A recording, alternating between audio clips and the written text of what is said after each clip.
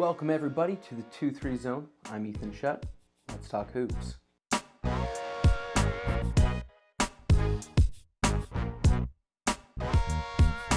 Let's go ahead and look at the series recaps, and that's basically just looking at where we are in each series. Looking out east, it is pretty grim. We've already had 3 sweeps so far, and I'm not going to say the Bucks are going to take care of Game 5, but it looks like the East is pretty much wrapped up as we start already looking around. Western Conference, though, is a different story. Right now in the Western Conference, every series is still at large, with great series going on between the Nuggets and Jazz, Clippers and Mavericks, and Rockets Thunder tied 2-2. That one really could go either way, but it does look like out west, the number 1 seed is going to take care of business. The Lakers are starting to pull away. Blazers look tired. Honestly, it just looks like, given that Lillard's out of the bubble, they've kind of conceded defeat, and we can go ahead and chalk the Lakers up for the second round. One of the weirdest things that's happened so far in the last couple weeks is the aftermath of what's happening out east, and a little bit of what's happening in the West as well. Within the last couple weeks, we've seen 4 pretty big names in basketball either get fired or weirdly step down, I guess. Let's take a look real quick and see who those are. Pretty soon after the Pelicans were eliminated from the bubble there, Alvin Gentry was let go out in New Orleans. Alvin Gentry had been with the Pelicans for 5 seasons, but the writing was kind of on the wall as David Griffin and the new regime come in. It's not surprising to see a new GM or head of basketball operations want his own players, want his own coach. And with the Pelicans kind of faltering in the bubble and really letting down expectations, this one wasn't a huge shock to me. I've got to say I'm pretty disappointed in the next one, and that is Brett Brown with the Philadelphia 76ers. Brown's been with the team for 7 seasons and has honestly seen them go from 0 to contender, with, I believe, at least 1 season racking up maybe just 10 wins in Philly. He's really helped lead this new group into this promising future it looks like they had. I think Brown's firing honestly had more to do with what he didn't do than what he did.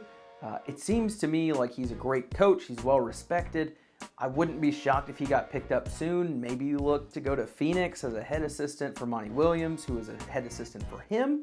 But I really do believe Brett Brown's a great coach. I think there was more to do with the players on the court and how that was all put together, which is really out of his control. The third non-firing, I guess, in this weird situation is Vlade Divac. Vlade took over about 3.5 years ago, helping run the Kings organization. And in February of 2017, he said, "I believe we're going to be in a better position in 2 years. I want to hear again from these same people in 2 years. If I'm right, great. If I'm wrong, I'll step down.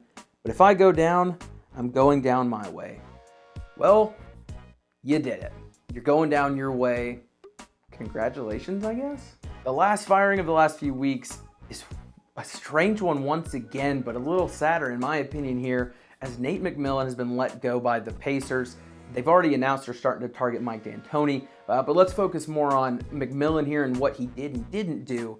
And it seems like his legacy in Indiana is going to be, I made it to the first round, and I lost in the first round. Nate McMillan was with the team for 4 seasons, and as I said, every single season he made the playoffs, but every single year they lost in the first round. Now, the shocking part about this is McMillan and his team literally came out a week or 2 ago announcing they had a 1-year contract extension. To see it go from contract extension to you're being let go in a couple weeks, that's just not normal. I wish him the best. I think he's a great coach. I think what he did in Indiana was great. The fact that he's being let go for this inability to make it over the hurdle is kind of tough to stomach when you realize that Oladipo's been hurt in the last couple of years. Sabonis was out this time round. He's never really had a chance to go to the playoffs with his full roster. So again, I don't love that firing. I wish the best for McMillan, but we'll see what happens with D'Antoni in Indiana. Now, as basketball starts back up in a couple days, there have been 2 big things happen within the last week that I thought I'd share. And first of all, as a Suns fan, this is tough to stomach, but the whole world has seen just how good Luka is. I've got tweets to back it up. I wanted him at the number 1 overall pick, but unfortunately, I don't make those decisions. I, along with the rest of the world, get to watch Luka become a star. Back to Doncic. Doncic pulls up, 3-pointer. Bang! Bang! It's good! Doncic wins the game at the buzzer! With that 3-point shot, Luka Doncic did the impossible, at least it seemed that way, with a hurt ankle, no Porzingis in the roster.